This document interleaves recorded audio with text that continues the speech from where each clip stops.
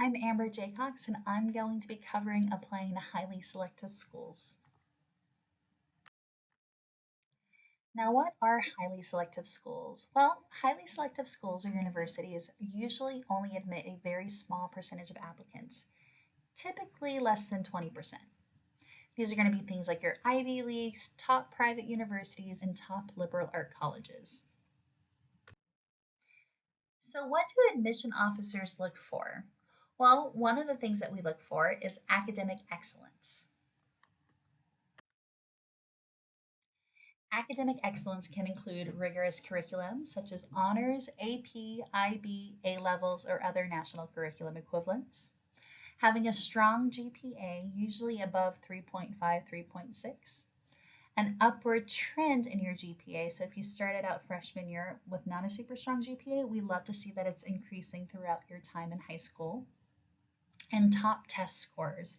Now, not every university is going to require an SAT or ACT score anymore, but it can help you with scholarships, and some do still require it, and it can help you in your terms of getting admitted.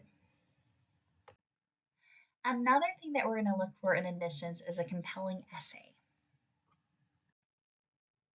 So what makes a compelling essay? Well, typically in the United States, you are going to have a personal statement essay and a supplemental essay. Usually, this is going to be done through the Common App. So the Common App will give you a couple different topics you can do for a personal statement essay, and then each individual university is going to have their own supplemental essay that's more specific to their university. So when you're writing these essays, you want to make sure that you have a clear and authentic voice. We want to know you as a person, a real person, not AI and not a resume. You don't have to list all of your accomplishments. We want to get to know who you are and what you can bring to our campus.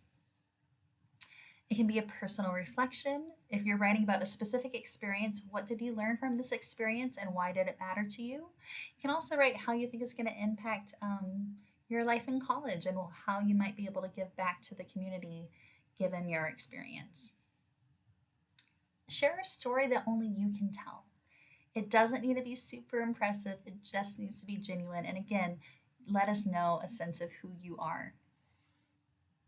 If you want, you can also connect it to an academic or career goals, but it doesn't have to.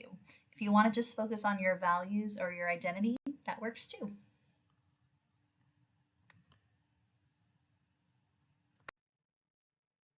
So another thing that we're going to look for in admissions is your extracurricular activities.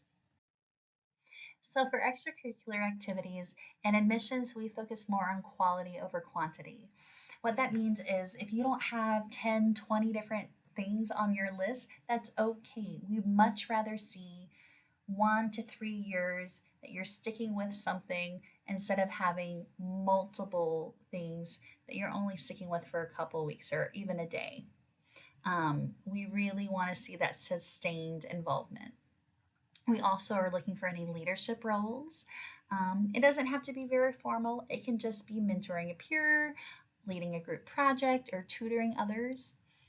And we want to see that you took initiative. If you created something new, if you did a fundraiser, or if you expanded anything in your community, some kind of activity, anything that you did that shows that you took initiative, you can make sure to include in your application. So another thing that we're going to look for in admissions are letters of recommendations.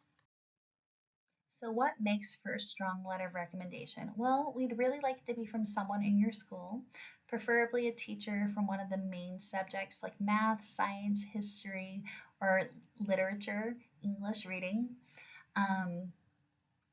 And we really would like to see a little bit of what you're like academically, your character, if you're a leader, if you've had any areas of growth. You are allowed to let your teacher know what your goals and interests are and kind of why you're applying to this specific school. But what we don't want you to do is write the letter of recommendation for them. We still want it to be from your teacher. So you can give them ideas about what you might want them to include. But at the end of the day, it is them writing the letter, and it should be their opinion, not yours. Also, please note that your teachers are going to be getting a lot of requests to write these letters of recommendations. So please, please, please be considerate and give them enough time to do so. If you wait until the last minute, they might not have time.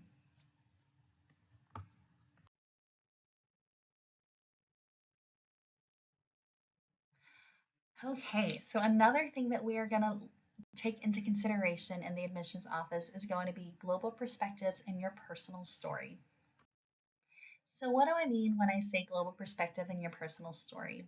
Well, universities have students from all over the world, and we really want to know about your life experiences, your culture or identity, and how that might have shaped your worldview or your goals, and how that can contribute to our community on campus. If you're adaptable, please highlight any sort of adaptability, any language skills or international exposure. If you've studied abroad or navigated multiple cultures, or if you've had to overcome different barriers, you can include that. That's important. You reflect on what perspective you'll bring to the campus community. Make sure that you tell your own unique story because your unique lens is an asset.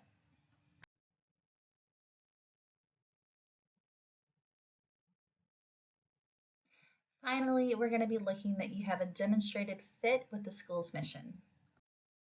When I say a demonstrated fit with the school's mission, we want to see that you're excited about the school and that you did your homework too. So if you mention any specific programs or professors that you've talked to, that's great. It shows us that you really, really are interested in the school. You can tie in your goals and your values to the school's missions and goals and values. That's excellent brownie points. Um, Show that you've done your homework. Again, we've said this before, don't just write a generic essay that you send to every school. Make sure that you tie in specific things to fit the school that you're applying for. It's very, very easy. Every school has their school mission statement posted on their website. So make sure you check out the university's website and look for that mission statement, okay? Academic preparation.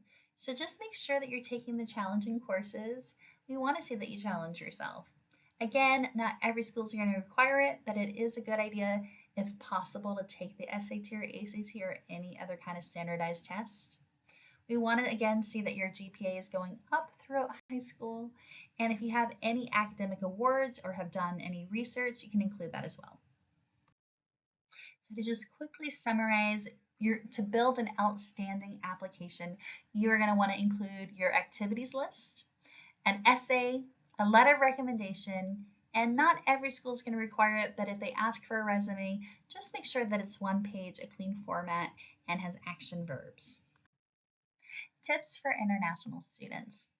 If you've taken any kind of advanced curriculum and you want to make sure that you might receive college credit for some of them, you can always go ahead and check the university's website. A lot of the times they'll list their course equivalencies for IB or A levels. Make sure that you know what the transcript requirements are. A lot of schools will evaluate the transcripts themselves. Others will want you to use third-party websites, and most, if your transcript is in another language, will require you to translate it to English. And then just make sure that you've done your research on any financial aid or scholarship policies for international students. And make sure you know the difference between needs aware and needs blind, because there's a difference. Mistakes to avoid. Submitting a generic essay. We've talked about that a lot. Make sure that you are including at least some specific information about each university that you're applying for. Again, they want to see that you want to attend their university. So don't make it generic. Ignoring supplemental questions. Those questions are there for a reason. Take your time and do your best to answer them. They're going to help you. Not researching each school thoroughly. Again, research your schools, do your homework, show that you are indeed interested in attending that university. Do not wait until the last minute. There are so many things that are usually required in an application that if you wait till the last minute, you might not be able to get all the materials that you need to get in time. Forgetting to proofread and hitting the submit button too soon. Very, very, very rarely Can you go back and make changes to an application? So proofread before you submit it. Make sure that it is exactly how you want it to be. Final tips and encouragement. Make sure you apply broadly. In admissions, we like to say there are 3 levels. REACH schools, those are going to be schools that accept less than 20% of students. MATCH schools, those are going to be schools that accept between 20 and 50%. And then safety schools, those are going to be schools that accept over 50% of students. Make sure you apply to all the categories and a good amount of numbers. Stay organized. Use a spreadsheet or a checklist if you need to. There's going to be a lot of things that schools require you to submit, and you want to keep track of them all. Again, be authentic and strategic.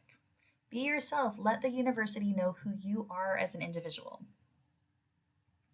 Remember, rejections do not define your worth. There are so many paths that can lead to success. If you don't get into your top college, I promise it's going to be okay. And remember, there are so many different resources out there, like Fulbright and the admission counselors at the universities. We're here to help you, and we want to help you succeed. Okay, good luck applying, everybody. Bye.